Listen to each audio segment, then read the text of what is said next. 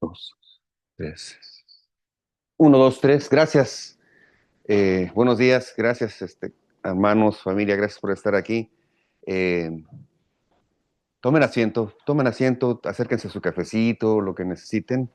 Eh, Hasta última alabanza, yo siempre les recomiendo eso, ¿no? Escuchar la letra, cantarla como si fuera tu canción. eh, y Dios, incluso en un canto de adoración, puede hablarte, ¿no? A veces palabras y palabras pueden ser el contenido de una prédica, pero a veces más te llevas lo que una canción te trajo al corazón. Y es que así es Dios.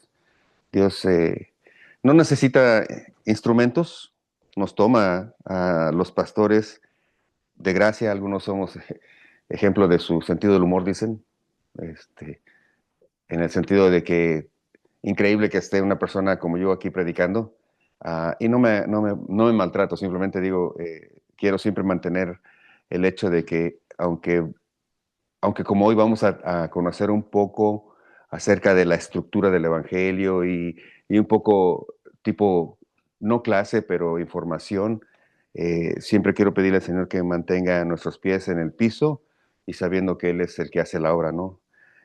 Porque incluso conociendo mucho de la Biblia, pudiera ser un analfabeta acerca del amor, acerca de la gracia, acerca del perdón, acerca de lo que significa la salvación. Y de hecho, por eso a mí me gusta predicar capítulo por capítulo, versículo por versículo. Los últimos mensajes han sido un poco temáticos. Había que hablar de la restauración, había que hablar del perdón, había que hablar de la obra del Señor. Pero de nuevo, regresar a capítulo por capítulo, versículo por versículo, es lo más seguro, porque en medio de todo lo que vamos a ir leyendo, eh, créeme, escuchaba ayer a un pastor que decía que si nuestra mente no es renovada, si nuestra mente no comprende lo que significa Jesucristo, lo que significa la salvación, lo que significa el perdón, si en nuestra mente no existe una definición clara de conceptos que hemos escuchado religiosamente, cantar bendito sea el Señor Jesucristo, sí, bendito, pero ¿qué significa bendito? ¿Quién es el Señor Jesucristo? Todas esas cosas, si no están en tu mente claras, hay hay un distanciamiento entre tu mente y tu corazón. Creo que todos coincidimos en que Dios es bueno, Dios es fiel y Dios es justo. Pero cuando vamos de bueno a fiel y justo, ahí como que las cosas empiezan a cambiar, porque así es justo, entonces también castiga y también hay ¿cómo se llama? Consecuencias, ¿no? De la forma en la que buscamos y amamos a Dios. Así es que hoy quiero comentar un poco acerca de un versículo. Vamos a estar en Marcos capítulo 1, versículo 1. Ese va a ser nuestra prédica de hoy. Marcos capítulo 1, versículo 1. Ah, y aquí hay mucho de qué hablar. Y cuando empecé a estudiarlo y cuando empecé a revisar algunos apuntes, pudiéramos tardar mucho tiempo hablando de este solo versículo. Así es que permítanme orar y quiero prepararte, ¿no? Un solo versículo. ¿Puede un solo versículo decirnos tanto? Un solo versículo alcanza para conversar días y días acerca de esto. Padre bendito, te doy gracias. Bendito sea tu nombre, Señor. Tú eres nuestra fuente, nuestra salvación, nuestra esperanza fiel, Señor, nuestra esperanza segura. Padre Santo, Señor, ayúdanos a limpiar nuestra mente, como dice Romanos 12, a renovar nuestro pensamiento, a quitar toda esa mugre que el mundo trae, Señor, y déjanos ser como niños, aprendiendo cosas nuevas, Señor, y tener esa expectativa de un niño al que se le cuenta una historia y dice, ¿y qué más? ¿Y qué más? ¿Y qué más? Porque tú dijiste en tu palabra, de los que son como estos niños, es el reino de los cielos. Y no es que fuéramos infantiles, sino en la actitud, Señor, de buscarte. ¿Y qué más, Señor? ¿Y qué más tienes para mí? ¿Y qué más dijiste, Señor? Así es que Yo te pido que todos los que están escuchando este momento y los que estamos aquí puedan hacer en nosotros esa pasión por conocer más, ese interés, ese amor, eh, de entender quién eres tú, Señor. Entender lo poco que podemos entender, pero comprender tu amor, tu salvación, tu justicia, tu perdón. Gracias por cada persona que está escuchando. Gracias, bendito Dios, por permitirme estar aquí. Bendíceme, Señor, ayúdame. Lávame, Señor. Límpeme. Lávame, Señor, para poder ser instrumento. Te doy gracias por permitirme hablar tu palabra y con respeto te doy gracias en el nombre de Cristo, Señor. Amén. Marcos capítulo 1, versículo 1. Dice así: principio del Evangelio de Jesucristo, Hijo de Dios. Principio del Evangelio de Jesucristo, Hijo de Dios. ¿Qué hay aquí? ¿Por qué es tan importante? Bueno, déjame hacerte una pequeña introducción de quién escribe este versículo, este Evangelio, uh, influenciado por quién. Marcos, San Marcos o Juan Marcos, es el autor de este Evangelio, fue el que lo escribió. ¿Cuándo lo escribió? Bueno, los teólogos y los que se dedican a estudiar estas cosas dicen que parece que Lucas y Mateo, cuando escribieron sus evangelios, ya conocían de este evangelio. Entonces, se ha determinado, los estudios estudiosos han determinado que el primer evangelio escrito fue el evangelio de Marcos, aunque está en segundo orden, pero parece que fue el primero escrito. Y Lucas y Mateo, sí, Lucas y Mateo ya conocían este evangelio cuando escribieron sus evangelios. Ahora, Marcos es una persona que se le conoce como no el secretario, pero el que recopiló mucha de la información del apóstol Pedro. El apóstol Pedro, este pescador rudo, este pescador que cuando estudiamos la carta de Primera de Pedro y Segunda de Pedro, vamos a observar cómo un pescador eh, que decía sin letra, o sea, sin estudio, deja de ser un simple pescador para convertirse en el apóstol de Jesucristo, Pedro, que estaba leyendo la primera carta de Pedro y termina hablando de teología de una forma increíble, explicando lo que es la Trinidad, explicando la preexistencia, la predeterminación, la autoridad de Dios, la autoridad de Jesucristo, la autoridad del Espíritu Santo, de una forma impecable. Y uno se pregunta cómo una persona recia, sin estudio, sin letra, termina hablando tan filosóficamente. Bueno, es que no está hablando filosóficamente. Lo que termina hablando es lo que hay en su corazón, bajo la comprensión completa de quién es Dios y quién es Jesucristo. Y entonces hace toda una expresión y unos análisis de esos conceptos que tenemos que llegar a aprender. Y vamos a llegar a estudiar esas cartas. Pero en este momento quisiera dejar ver un poco esas gotas de sabiduría y de entendimiento que Pedro fue dejando alrededor suyo. Entonces Marcos escribe este evangelio y desde el principio empieza a dar a conocer cómo su vida ha sido transformada y su mente ha sido renovada para expresar cosas y relatar lo que nuestro Señor Jesucristo hizo. Así es que vamos a empezar con el Evangelio de Marcos. Hoy vamos a ver este versículo y a medida que pasen estas semanas, que nos acerquemos a Semana Santa, quiero viajar a través del Evangelio de Marcos para llegar al punto de la crucifixión, del arresto, del juicio, de todas estas cosas, y podamos comprender eh, esta escena del sacrificio y de la crucifixión más allá de simples escenas históricas o pinturas en las que vemos el sacrificio y la obra de nuestro Señor Jesucristo, pero más que una imagen, que se convierta en una realidad. Y para que se convierta en una realidad, pues tenemos que entrar en la comprensión de esa realidad.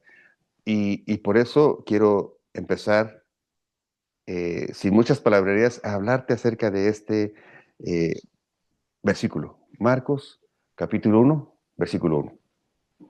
Principio del Evangelio de Jesucristo, Hijo de Dios. Voy a dividir esta prédica en 5 partes. Primero voy a hablar de lo que es el principio, qué significa el principio del Evangelio. Después, qué significa Evangelio. Después, qué significa que sea el Evangelio de Jesucristo. Y después, qué significa que Jesucristo sea Hijo de Dios o sea llamado Hijo de Dios. Así es que vamos a empezar por el principio del Evangelio. Vamos a entender qué es Evangelio. Evangelio, en este tiempo ya conocemos que es dentro del lenguaje eclesiástico, se refiere a la historia de la vida o de la obra de nuestro Señor Jesucristo en la tierra. Esos 3 años en los que él anduvo haciendo su obra, están plasmados en esto que se llaman evangelios. Entonces, cuando oímos evangelio, sabemos, ok, es la historia de nuestro Señor Jesucristo. Pero más allá, déjame decirte que la palabra evangelio era algo que ya se usaba antes. La palabra evangelio significa buenas noticias. Así es que antes de que llegara nuestro Señor Jesucristo, ya se predicaba o se usaba la palabra evangelio para anunciar cosas nuevas, cosas buenas. ¿Y qué se anunciaba? Bueno, esta palabra evangelio se utilizaba en función de los emperadores romanos. El César, no es que todos se llamaban César, yo en un principio pensé que todos se llamaban César, dije, qué poca imaginación el César y el César, no. César significa algo así como el presidente del Imperio Romano. Entonces la palabra César no es un nombre, sino es el título del emperador romano. Entonces, en esos tiempos se acostumbraba a anunciar el Evangelio del César. ¿Qué significa? Bueno, que el César, el emperador, había regresado y traía noticias nuevas. Hemos conquistado tal lugar, hemos conquistado tal pueblo, hemos ganado esta batalla. Porque el Imperio Romano, en su concepción, pretendía romper la ignorancia en el mundo antiguo, en el mundo conocido, y tomando un poco la enseñanza de los griegos, esta tendencia a conocer y a conocer y a conocer y a dejar la ignorancia y a conocer, bueno, el pueblo romano decía que ellos querían transformar el mundo. Su promesa era transformar el mundo para que el mundo fuera algo mejor. Sin embargo, esa transformación era algo mejor para el Imperio Romano. O sea, no era transformar el mundo para que el pueblo de los el pueblo de los, no sé, cualquier ciudad, de los corintios, el pueblo de los Filipos, que fueron ciudades conquistadas por el Imperio Romano, no quiere decir que el pueblo que vivía ahí iba a transformar su vida y ahora iba a vivir mejor. Y ahora todos iban a tener casa propia y todos iban a tener carro y todos iban a tener cuenta en el banco. No, no, no. El pueblo romano, el César, en su pensamiento, transformar el mundo era integrar a esos pueblos al Imperio Romano y que estuvieran bajo el gobierno, bajo la norma, bajo las leyes del Imperio Romano. Y para ellos esos eran buenas noticias. Entonces, la palabra evangelio significa buenas noticias. Y esas buenas noticias, pues eran las noticias que venía de parte del César. El evangelio, esas buenas noticias siempre tenían referencia o correlación con el emperador. Y el objetivo del emperador era que su imperio fuera más grande y que el nombre de Roma creciera. Entonces, un poco así como buscar el beneficio, según ellos, bueno, esa era su declaración, beneficio y prosperidad del pueblo romano, sin importar lo que pisaran, sin importar sobre quién fueran. Entonces, cuando venía el mensajero delante del César, gritando, el evangelio del César, el evangelio del César, la gente ponía atención, los romanos ponían atención, porque lo que iban a recibir era qué otra provincia había sido anexada al imperio. Mientras que las personas ponían atención para saber qué otra provincia había caído bajo el imperio. Entonces, pues eran buenas noticias para unos, pero muy malas para otros. Pero era la forma en que se utilizaba la palabra evangelio. Así es que dice aquí el versículo, principio del evangelio. Ya vimos entonces qué significa evangelio, pero vamos a ver dónde está el principio, cuál es, dónde comienza el evangelio de Jesucristo. El evangelio de Jesucristo ah, comienza desde, desde mucho tiempo antes, atrás, desde la eternidad. De hecho, si vemos en Primera de Pedro, capítulo 1, versículos 19 y 20, Pedro alcanza a decirnos dónde comienza esta buena noticia acerca de la obra de nuestro Señor Jesucristo. La buena noticia, aunque los evangelios comienzan con Juan el Bautista, de hecho, el Evangelio de Marcos dice el versículo siguiente, como está escrito en Isaías, el profeta, he aquí, yo envío, estoy leyendo Marcos capítulo 1, versículo 2, eh, entendíamos que el Evangelio comenzaba aquí, dice, como está escrito en Isaías, el profeta, he aquí, yo envío mi mensajero delante de tu faz, el cual preparará tu camino delante de ti. Voz del que clama en el desierto, preparad el camino del Señor, enderezad sus sendas.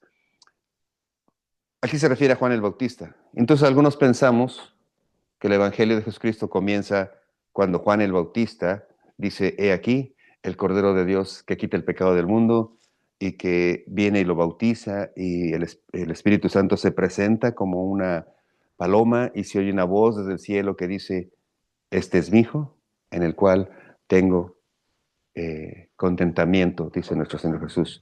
Entonces, dice la palabra que se oye, que es la voz de Dios.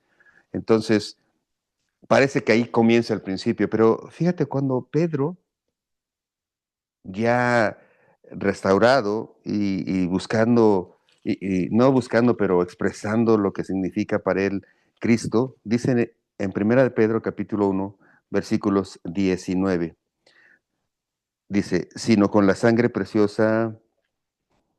Voy a empezar del 18. Sabiendo que fuiste rescatados de vuestra vana manera de vivir, la cual recibiste de vuestros padres, la vana manera de vivir, no con cosas corruptibles como oro y plata, la salvación no se consiguió así, sino con la sangre preciosa de Cristo, como de un cordero sin mancha y sin contaminación. Y aquí está donde comienza el Evangelio. Versículo 20, ya destinado desde antes de la fundación del mundo, pero manifestado en los postreros tiempos por amor a ustedes. Este cordero ya estaba destinado desde antes de la fundación del mundo. Quiere decir que antes de que hubiera el pecado, antes de que existiera el ser humano, en el pensamiento, en la sabiduría de Dios, en el conocimiento de Dios, que Dios puede ver todo, porque para Dios no existe el tiempo, y esas cosas tenemos que entenderlas bonito. Dios puede ver en un mismo momento, por decirlo así, para poner un ejemplo humano, puede ver en un mismo momento el pasado, el presente y el futuro de cada uno de nosotros. El pasado, el presente y el futuro de cada uno de nosotros. Es decir, Él puede ver tus pecados pasados, tus errores, tus victorias pasadas, puede saber tus luchas actuales, tus tentaciones actuales y también puede saber tus fallas y tus pecados futuros. Dios conoce eso y estas son las cosas que deben volar la tapa de nuestros sesos. A ver, Dios conoce mi pasado, conoce mis errores, conoce mis pecados, conoce mis luchas, mis batallas actuales, pero también conoce mis errores futuros de los cuales yo digo, no voy a volver. Y de nuevo, no es una apología para que puedan pecar, estoy diciendo lo que Dios ve. Y el futuro, y conoce mis errores futuros, y aún así murió por mí en la cruz. A ver, quiero entender un poco eso. Bueno, va a ser difícil entenderlo, pero déjame decirte que dado que Dios Padre, el Dios creador del universo, el Dios que, como dice Génesis, dijo, hágase la luz, sepárase la tierra, la luz de las tinieblas, y con su sola voz construyó el universo y creó la vida. Este Dios poderoso, omnipotente, omnisciente, omnipresente, este Dios que ve todo el pasado, presente y futuro en una misma escena, consideró tener al Cordero Santo. Sabía desde entonces que tenía que haber un sacrificio de su Hijo para limpiar este pecado que él ya tiene concepción y conocimiento.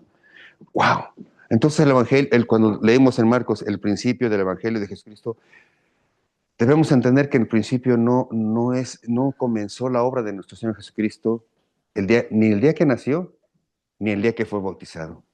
La obra de nuestro Señor Jesucristo estaba predeterminada desde antes de la fundación del mundo. Y eso, y como que ya empieza a ser mucha información para esta hora de la mañana, y luego sin desayunar y sin cafecito, yo aquí tengo el mío, por si acaso, y dices, ay, Dios mío. Entonces, cuando dices el principio del Evangelio, ok, ya entendí que es Evangelio, son buenas noticias. Ya entendí que el principio no es ni cuando nació Jesús, nuestro Señor, ni cuando fue bautizado, ni siquiera su obra redentora no comenzó en la cruz, su obra redentora comenzó desde antes de la fundación del tiempo, wow, del mundo. Quiere decir que Dios conoce todas las cosas. Y sabes, el hecho de que Dios conozca todas las cosas y que de alguna manera puedas meter eso en este cajoncito de mente y entender que Dios conoce tu pasado, tu presente y tu futuro, más que darte temor, nos debe dar seguridad.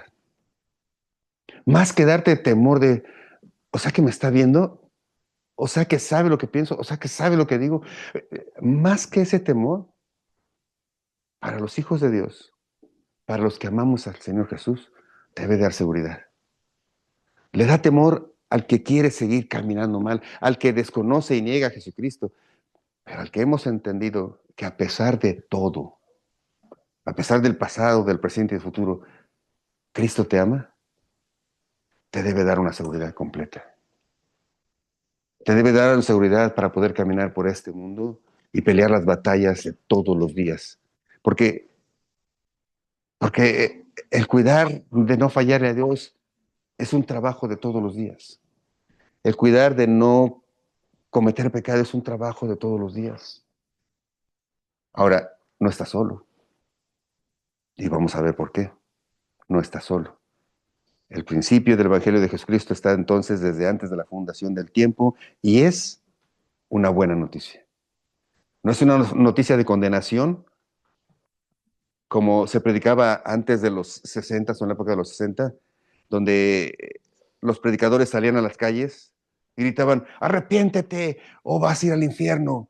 Y entonces esta prédica de temor, esta prédica de autoritaria, esta prédica de terror, no es la que vemos en el Evangelio. Lo que vemos en el Evangelio es, te conozco, sé quién eres, sé lo que has hecho, sé cómo te has ensuciado,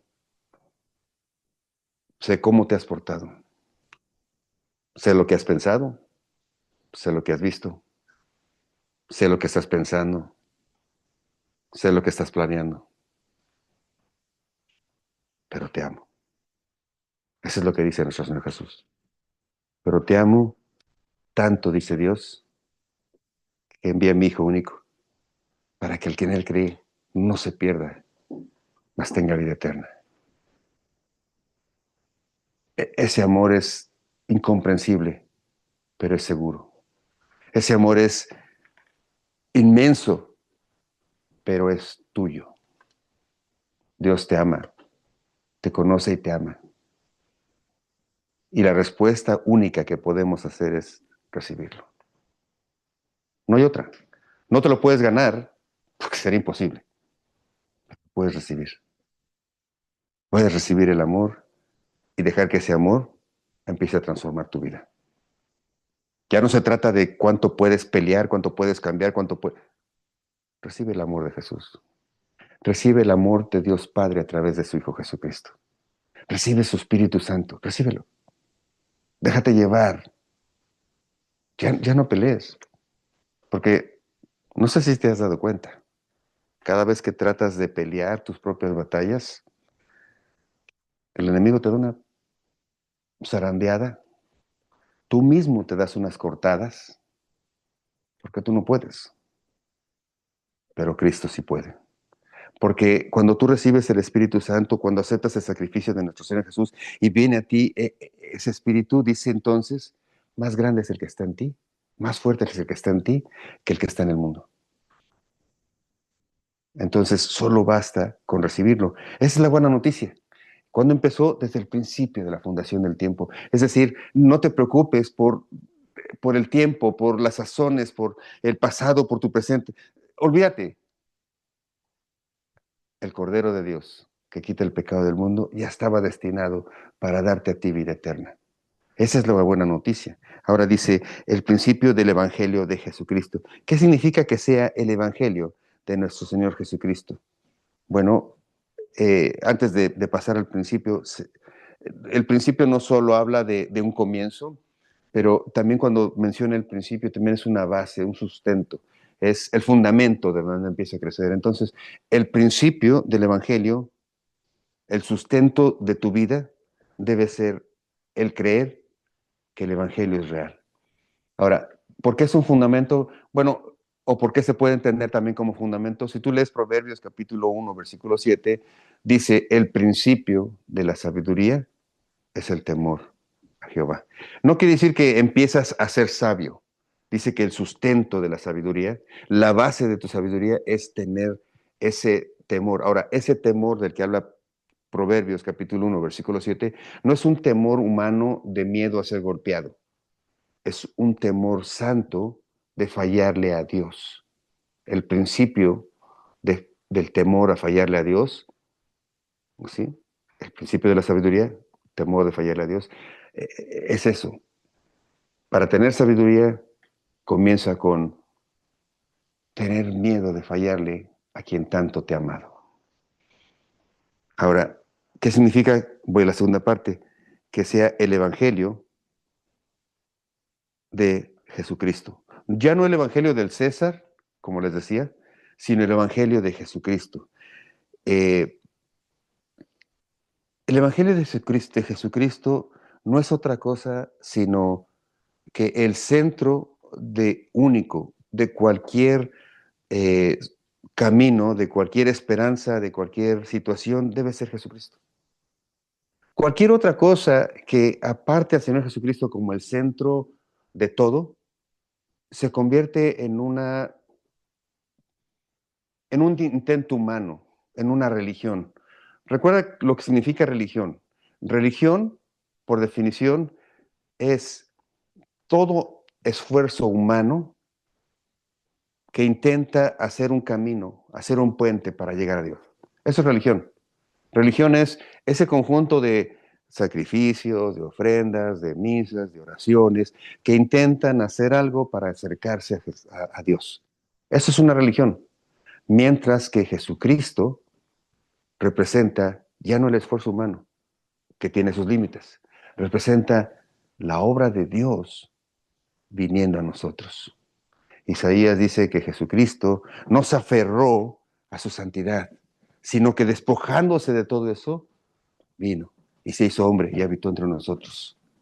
Entonces, Jesús debe ser el centro de toda intención de restauración, de todo intento de construcción. Fíjate que cuando las iglesias quitan a Jesucristo como el centro del conocimiento, como el centro de la esperanza, cuando ponen dentro de eso o un título o a una persona o una estructura o un plan, pierde sentido, se convierte en una obra humana. Esto ha sucedido a través de los tiempos. A través de los tiempos puedes ver la historia de la iglesia, cuando la iglesia saca a Jesucristo del centro de su prédica y predican que la prosperidad, que el bienestar, que la sanidad, que los milagros. Todo eso es resultado de nuestro Señor Jesucristo. Nuestro Señor Jesucristo no hizo milagros, y qué es lo que vamos a estudiar en las siguientes semanas. No, esos milagros de los que vamos a estudiar no los hizo por ser el Hijo de Dios, ni los hizo para que vieran que tenía poder. Los milagros no van de enfrente de nuestro Señor Jesús como una bandera. Los milagros que hizo nuestro Señor Jesús son simplemente señales, indicaciones, como las que hay en el camino, vuelta a la derecha, vuelta a la izquierda, a tantos, simplemente indican los milagros cuál es el destino. Los milagros de nuestro Señor Jesucristo no son el fin último que debemos buscar. Cuando nuestro Señor Jesús habla de que su reino no tiene límites y que su reino no es de este mundo y en su reino la voluntad del Padre obra de manera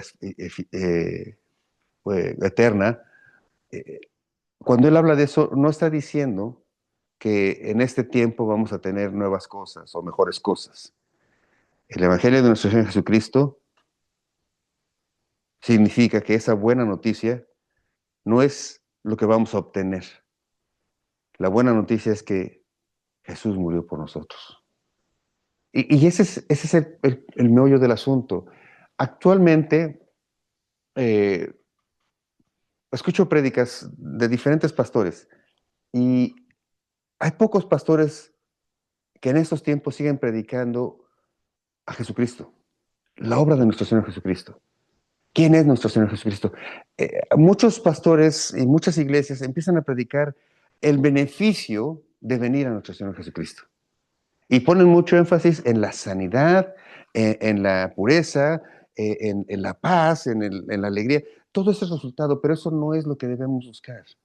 O sea, si tú quieres entender qué es gracia, podemos hablar de la gracia, pero gracia no es un fin último que tú buscas. Tú no buscas la gracia de Dios. La gracia de Dios está ahí y viene a través de nuestro Señor Jesucristo. El problema es entender qué es la gracia, de qué depende y quién la da.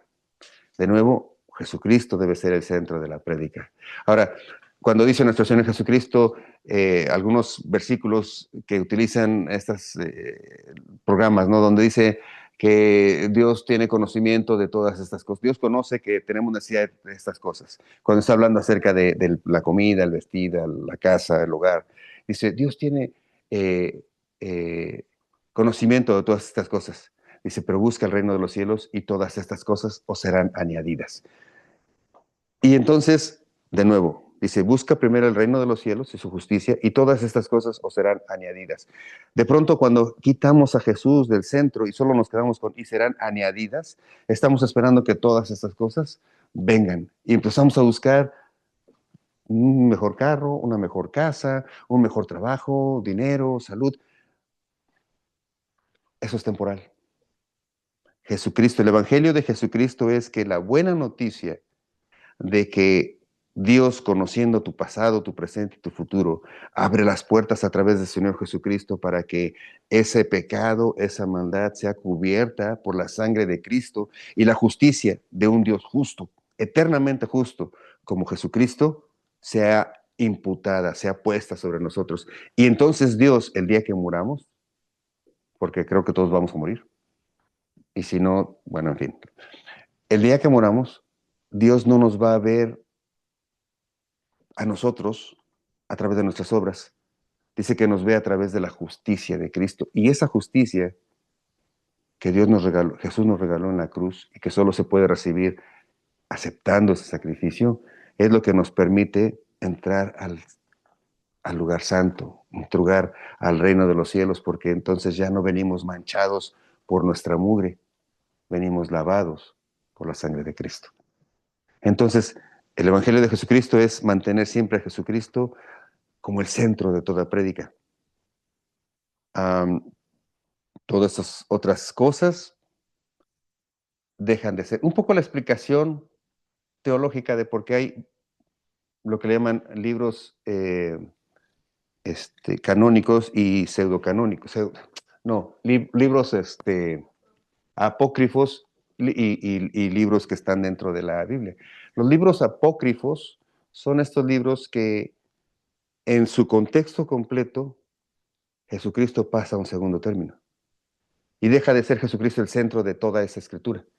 Eso es un libro, así es como se determina qué libro debe estar integrado dentro, o sea, determinó qué libro debería ser parte de la Biblia. Esos 66 libros que tiene tu Biblia, los 66, el Antiguo Testamento y el Nuevo Testamento, hablan de la obra redentora de nuestro Señor Jesucristo.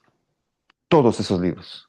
En el Antiguo Testamento puedes revisarlo, podemos un día estudiarlo, y siempre vamos a encontrar el amor de Dios a través de nuestro Señor Jesucristo, el plan de redención de Dios que tenía preparado desde antes de la fundación del tiempo a través de nuestro Señor Jesucristo. El Evangelio de Jesucristo es la única verdadera esperanza eterna. Un poco para comparar, que no tendría comparación, pero el Evangelio del César. ¿Qué es el Evangelio del César? Bueno, pregonaban un bienestar para el imperio, ¿verdad? Y lo único que queda de eso son ruinas que pueden ver los turistas.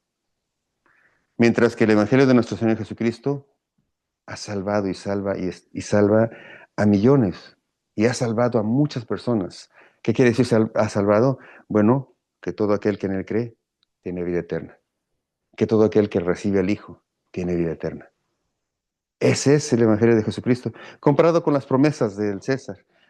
Jesucristo eh, salvó nuestras vidas. La prédica o la enseñanza del Evangelio de Jesucristo es que Él dio su vida por nosotros. Él dio su vida por nosotros. Las promesas de los imperios, o sea, las noticias buenas del César, es que el imperio iba a crecer, iba a empezar a ser más grande, pero esto se iba a lograr a través de la fuerza, a través de la lucha, a través de, pues, de las guerras. El reino de nuestro Señor Jesucristo está creciendo y se llena porque Él entregó su vida. La puerta al reino de los cielos es Cristo nuestro Señor. No es ni la fuerza, ni es la obligación, ni es un ritual, ni es tu sacrificio. La única puerta al reino de los cielos es Cristo nuestro Señor.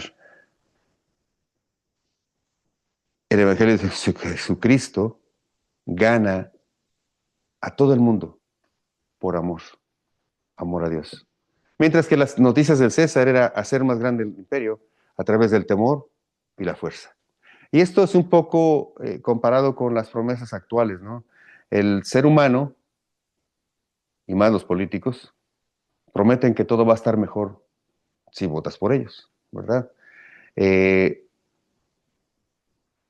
las promesas del ser humano siempre tienen una causa temporal, digo, una final temporal, y normalmente tienen una motivación mezquina, una motivación ambiciosa.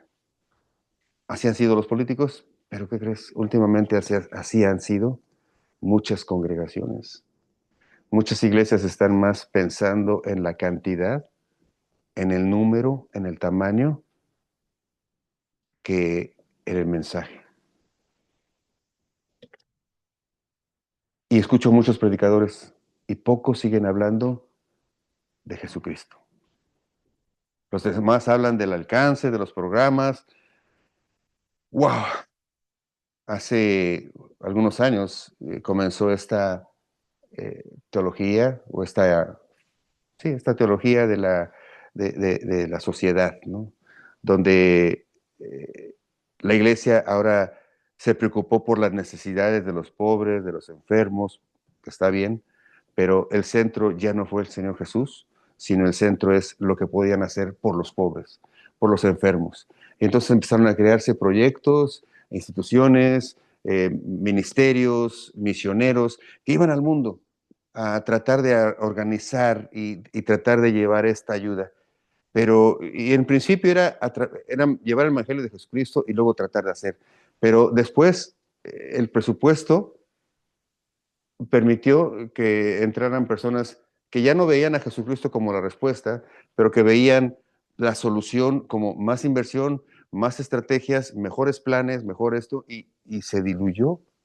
Y entonces de repente ves iglesias que tienen el nombre de Jesucristo, pero que han olvidado, dice Apocalipsis, su primer amor. Porque ya predican cualquier otra cosa que no es el Hijo de nuestro Señor Jesucristo. Y predicar a Jesucristo es predicar el amor incondicional de Dios y nuestra condición de terrible sin Jesucristo.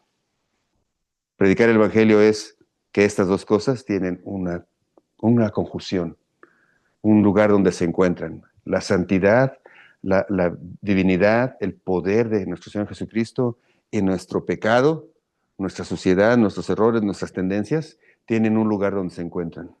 ¿Sabes dónde se encuentran? En la cruz. Es en la cruz en donde estalla esa luz que ilumina el camino de todos los que hemos estado ciegos y entendemos finalmente que Jesucristo es la respuesta. Es como el niño del chocolate. Es cuando nos podemos ver a nosotros mismos y vemos que estás manchado, sucio, y que no te habías dado cuenta. Pero viene la cruz y te das cuenta que necesitas algo más que tus propias obras, algo más que tus propias fuerzas. Ese es el Evangelio de nuestro Señor Jesucristo. Ese es el Evangelio. Ahora, ¿qué significa el nombre de nuestro Señor? Porque dice aquí, principio del Evangelio de Jesucristo. Ya vimos que es el principio, ya vimos que es el Evangelio. Ahora, ¿qué significa el nombre? Jesús. El nombre Jesucristo. Bueno, aquí tenemos que ver algunas cosas. El nombre Jesús era un nombre muy común en esos tiempos, pero el nombre Jesús significa el que salva. Ese es el nombre, el significado de la palabra Jesús, que ahora se convierte en un nombre. El que salva. Y si quieres un poco de información, Mateo capítulo 1, versículo 1, es más claro ni el agua, dicen ahí, ¿no? Mateo capítulo 1, versículo 21. Fíjate, de parte de Dios, un ángel viene y dice, y dará a luz un hijo, y llamará su nombre, ¿cómo? Joaquín, Margarita, no, y llamará su nombre Jesús, porque él salvará a su pueblo de sus pecados. El nombre Jesús significa el que salva. Eso es lo que significa el nombre de Jesús. Entonces, Jesús y Cristo, que ahora se componen, antes era Jesús el Cristo, porque Cristo es un título. Jesús es el nombre que tiene un significado, pero Cristo, la palabra Cristo es un título. ¿Qué significa un título? Igual que decir el licenciado, el doctor, bueno, Cristo significaba un título. El Cristo es la traducción griega de la palabra hebrea que es Mesías. En hebreo se dice Mesías, en griego se dice Cristo, en español se dice ungido. Mesías es igual a Cristo, que es igual a ungido, perdón. Entonces Mesías es en hebreo, Messiah. Oh, ¿viste cómo me sale en hebreo? Messiah, nomás para que veas. Mesías, Cristo, eh, ungido. ¿Qué era el Mesías? Pues era un profeta. El Mesías era un profeta, así se entendía, enviado por nuestro Señor. Entonces, el título es, Cristo significa enviado. Un Mesías, un profeta es un enviado por Dios. ¿Ok? Cuando unes estas dos palabras, Jesús, Cristo, lo que obtienes es el enviado de Dios que salva al mundo. O el que salva al mundo enviado de Dios. Entonces, el nombre Jesucristo tiene mucho poder en sí. Significa muchas cosas. Ahora, cuando nuestro Señor Jesús estaba haciendo su obra, no sé si te has dado cuenta que en algunas partes del Evangelio dice que Jesús les decía, no digan quién soy, no revelen que soy el Hijo de Dios. Y se lo decía a los espíritus inmundos, ¿no? En algunas versiones, en algunos milagros, cuando nuestro Señor Jesús sacaba un demonio inmundo de una persona, el demonio le decía, tú eres el Hijo de Dios, y Jesús lo mandaba a callar. Y después, en un cierto momento, le dijo a los apóstoles, esto lo vemos en Marcos capítulo 1, versículos 40, 41, les decía, no le digan a nadie, no le cuenten que yo soy el Cristo, que yo soy el Mesías. Y yo cuando leía estas cosas, decía, ¿por qué no quería que les dijera? Siempre me pregunté, ¿y por qué le decía, no digas quién soy, no digas esto, no digas, ¿por qué hubiera sido mejor decirlo, no? Bueno, entonces hay que viajar en la máquina del tiempo y entender qué significaba la palabra Cristo en ese tiempo, qué significaba Mesías, o qué para el pueblo judío, qué representaba el Mesías, el profeta, el esperado. Eh, los judíos que estaban viviendo en Roma eran el resultado o lo que quedaba de un imperio, de un pueblo, de un reino que se llamaba Israel, donde el rey David floreció y donde el rey Salomón hizo grandes obras. Bueno, después de que el pueblo de Israel falló, pecó y no se arrepintió y siguió ese camino alejándose del Señor, bueno, pues fue deteriorando, fue perdiendo fuerza, fue cayendo en vergüenza, fue cayendo en todas esas cosas, ¿no? Ahí está la obra redentora de nuevo de nuestro Señor Jesús. Tú puedes ser algo muy grande y de repente empiezas a fallar. Y entre la vergüenza y la crítica y el qué dirán, el nombre de una persona es bien fácil de destruir. Cuando ese nombre se deja en las manos del ser humano. El nombre de una persona es tan fácil de destruir cuando se pone en las manos del ser humano. Y si no, ve todos los títulos. Pastores, actores, presidentes, cualquier persona que haya hecho muchas cosas grandes, cuando falla, se le recuerda más por su error que por sus logros. Ese es el corazón del ser humano, siempre apuntando, siempre apuntando. Entonces, este pueblo de Israel, que tenía un nombre, era el pueblo escogido de Dios, fue decayendo por sus errores. Pero los que se encargaron de avergonzar más fue los pueblos alrededor. Se burlaban de ese pueblo que en otro tiempo había sido un gran pueblo, ¿no? Y se burlaban tanto que para este momento que está nuestro Señor Jesucristo, había un imperio oprimiendo a este pueblo judío. Y este pueblo judío, que antes tenía una historia de haber sido un pueblo poderoso, donde con solo tocado gritos y tocar las trompetas, las murallas de Jericó cayeron y poseían la tierra, y Dios venía y vencía en ejércitos, miles de soldados con un pequeño puño de israelitas. Este pueblo que se alejó de nuestro Señor Jesús fue decayendo hasta el momento en que nos encontramos aquí. La escena es que estamos en los tiempos de nuestro Señor Jesucristo, el pueblo judío, el resto del pueblo judío oprimido, pero con la esperanza de la promesa de que un día vendría el reino de los cielos y el Mesías traería de nuevo a restaurar el reino de Dios, el reino del pueblo de Israel. Entonces, para ellos el Mesías era este caudillo prometido que iba a traer una revolución, super revolución para acabar con el imperio romano. Entonces, cuando vino nuestro Señor Jesucristo, les decía, no digan que yo soy el Cristo, porque entonces los mismos discípulos podrían generar una revolución alrededor de nuestro Señor Jesús. Y entonces eso impediría la obra de nuestro Señor Jesús. Y si no me crees, ve Marcos capítulo 1, versículo 45. Fíjate, les dijo, no digan, y dijeron. ¿Y qué les? No digan, y dijeron, ¿verdad? Bueno, porque dijeron y hablaron, en Marcos capítulo 1, versículo 45 dice, pero ido él comenzó a publicarlo mucho y a divulgar el hecho, de manera que ya Jesús no podía entrar abiertamente a la ciudad, sino que se quedaba a las afueras, en los lugares desiertos, y venían a él de todas partes. Aquí empezó el problema. Como anunciaron que era el Cristo y que estaba haciendo milagros, ya no podía entrar a las ciudades y hacer las obras. El mismo ser humano cerró las puertas. ¿Por qué? Porque ponemos más atención en los milagros que en el hecho de que Jesucristo estaba ahí.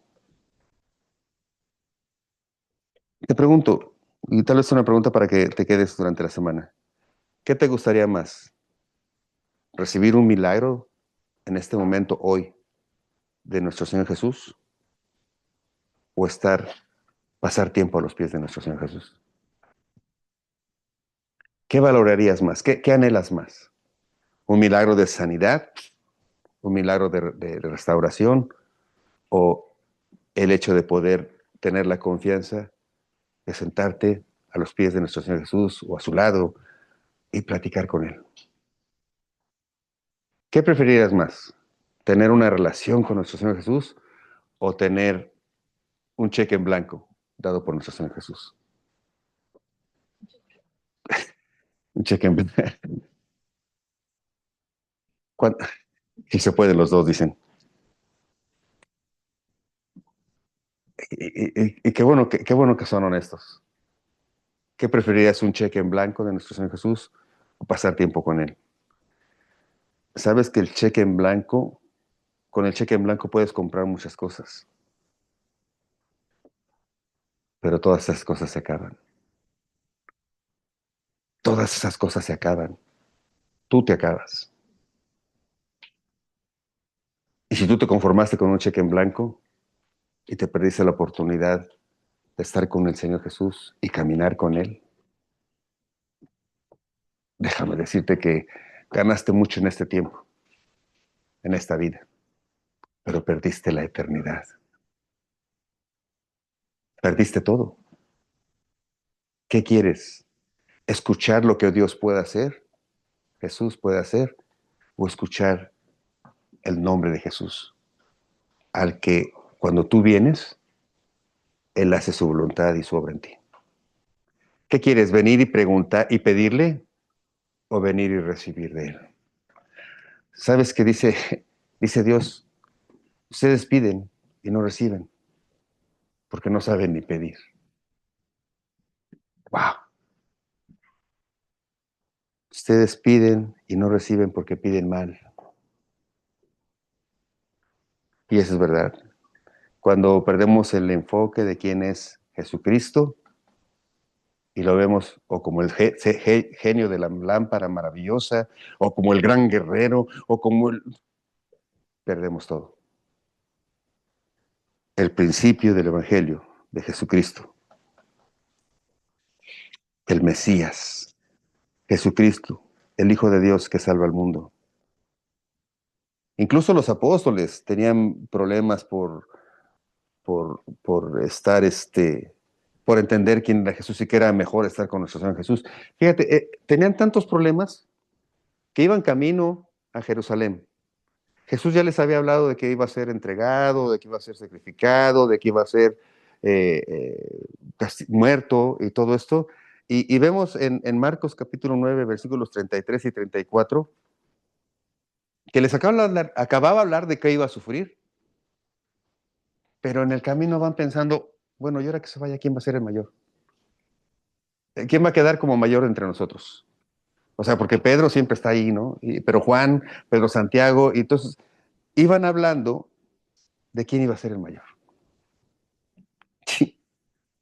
Y en un momento dado incluso, Juan y Jacobo, lo puedes leer en Marcos 10, capítulo 10, Marcos 10, capítulo 35 y 36. Esta escena en la que Juan y Jesús, y Jacobo, perdón, se acercan a nuestro Señor Jesús. En otras escenas dice que no fueron ellos, fue la mamá que se acercó y les dijo, oye, Señor Jesús, ¿no puedes hacer una cosa por mis hijos?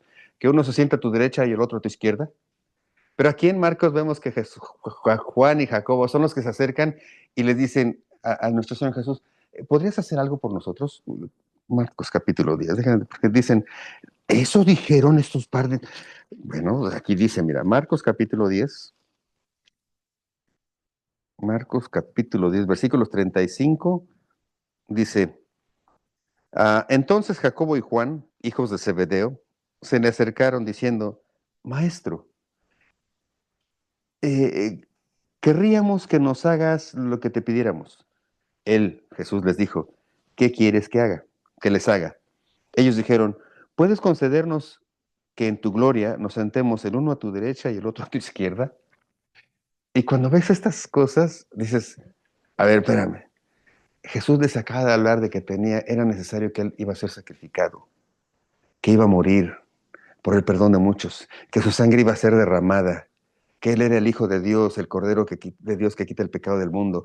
Cuando ellos entendían el Cordero de Dios que quita el pecado del mundo, tenían que entender que se trataba de un sacrificio, que estaba hablando de la muerte, porque para ellos el sacrificio de un cordero era ese cordero que traían cada año las familias y que le cortaban el cuello y que la sangre la regaban y que significaba esa sangre limpia el pecado de esta familia por un año.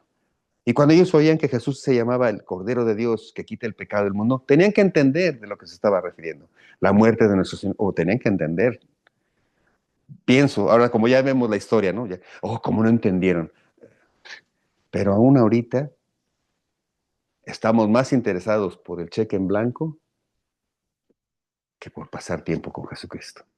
Estamos más interesados en que nos prediquen de la prosperidad y de estas que toma control y hace, y tu palabra de autoridad y tu palabra de firmeza, y cómo llaman que reclama tus derechos y reclama lo que Dios te ha dado. La palabra afirmativa, positiva, ¿no? Yo declaro, yo declaro, yo declaro. Tú declaras. Preferimos esas cosas, ¿no? Que entender quién es Jesús, que pasar tiempo con el Señor Jesús, como hoy.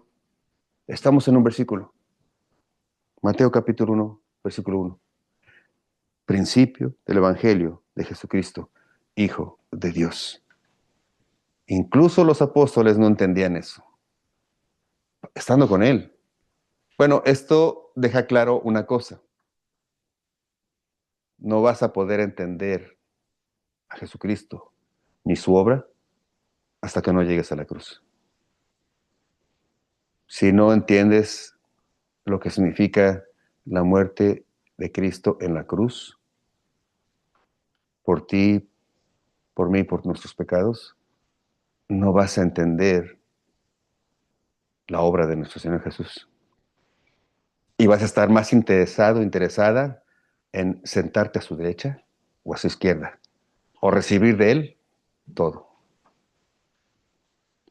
¿Ves por qué es importante entender el Evangelio y mirar el mundo y tu vida desde la perspectiva de Dios y no de tu perspectiva? Desde mi perspectiva, el mundo ha sido injusto y el mundo me ha castigado y el mundo me maltrata y a mí me pasó esto y yo sufrí aquello, y desde tu perspectiva encuentras hasta justificación para tus pecados. El ser humano, cuando ve la vida desde su perspectiva, encuentra justificación para todo, para hacer lo que quiere hacer, para decir, para tomar, para robar, para... Pero cuando tú ves tu vida desde la perspectiva de Dios y entiendes que ese ser santo, infinitamente justo, infinitamente bueno, tú y yo no podríamos acercarnos por nuestras propias obras, y que la gloria y la santidad y la eternidad y la paz y la alegría y el gozo están ahí, pero que serían imposibles que tú los tomaras con tus propias fuerzas. Cuando ves esa perspectiva de que Dios, conociendo nuestra debilidad, amándonos de tal manera, envió a su Hijo, entonces entiendes que hay mucho más allá de lo que puedo tener aquí y en este tiempo. Y entonces prefiero tomar esa mano que te dice, hijo, hija, yo te amo tanto que di mi vida por ti. ¿Qué significa la última parte? Hijo de Dios. Bueno, aquí hay un problema.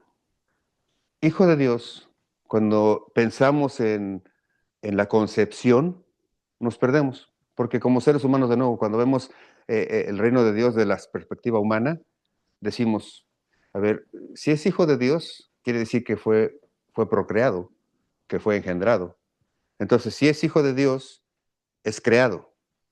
Y si es hijo de Dios, quiere decir que Dios tuvo interacción íntima con la madre de Jesús y que entonces Jesús no puede ser Dios, porque es hijo, es engendrado.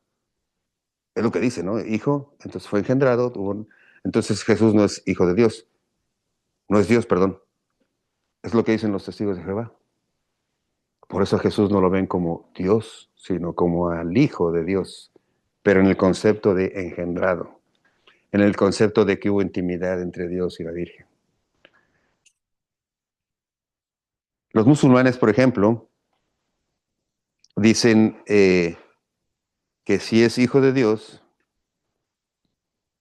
entonces igual hubo intimidad y por lo tanto eh, Jesús no es totalmente santo.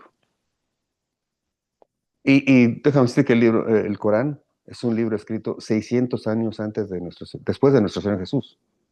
El Corán es una recopilación de Mahoma, o Mahoma cuando escribió el Corán, hace una recopilación de los evangelios escritos 600 años antes que él. Digo, nomás para que te dé una idea de la confusión que ya podría haber ahí.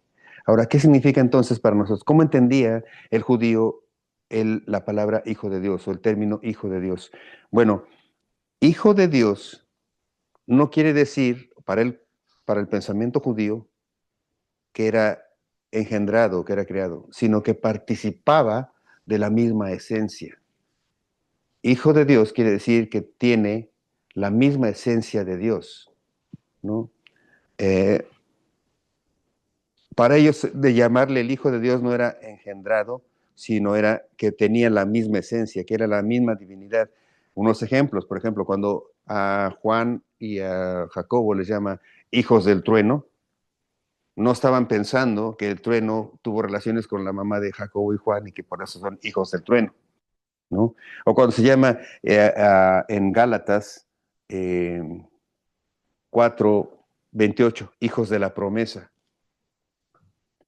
No es que fueran hijos de una promesa, te prometo que me voy a casar contigo. Y en ese momento quedó embarazada la señora porque le prometieron, sino que eran hijos de la esencia, hijos de la desobediencia en Efesios 2:2, hijos de ira, Efesios 2:3, hijos de hijos de, perdón, es que dije yo, ¿qué hijos? Los hijos del día, 1 Tesalonicenses 5:5, ¿no? Hablando de la esencia a lo que hacen referencia. Cuando dice a Jacobo y a Juan, hijos del trueno, se refería a que tenían en sí cierta actividad así que explosiva. Eh, Cuando hablan del Hijo de Dios, quiere decir que la esencia de Dios está en Jesús. Entonces, cuando tú oigas Jesucristo, Hijo de Dios, trata de no caer en el error de conceptualizar o humanizar esto y ver a Dios Padre, Dios Hijo, Dios Espíritu Santo, porque entonces ahí hay un problema. Cuando vemos a Jesús como Hijo de Dios, como como el producto de algo generado, tiene que haber pues una mamá, ¿no? Y cuando vemos ese sentido, entonces la mamá pues es más grande que el hijo y de repente es la que manda al papá, depende de la sociedad. En México hay un matriarcado donde las mamás o las abuelitas o las mujeres son las que rigen el hogar, aunque el hombre es la mujer es la que rige el hogar. Y por eso el concepto de María como Madre de Dios, como la que le pide a Jesús y Jesús tiene que obedecer, como la intercesora, entró como cuchillo en mantequilla. Porque pensamos en Jesús como hijo de Dios, no como el que tiene la esencia, como que es lo mismo que Dios, que tiene la misma naturaleza de Dios. Entonces, entendiendo este primer versículo, un solo versículo, Marcos capítulo 1, versículo 1, el principio del Evangelio de Jesucristo, Hijo de Dios. Podemos entonces transformar nuestra forma de pensar y basta de escuela. Y entonces es mejor empezar a vernos, empezar a ver nuestras vidas desde la perspectiva divina y no desde nuestra perspectiva. Y empezar a ver a Dios no como la solución, no como la respuesta, sino como el enviado de Dios que quita el pecado del mundo. El único que puede entender tus pecados y mis pecados. El único que te puede explicar tus actitudes y mis actitudes.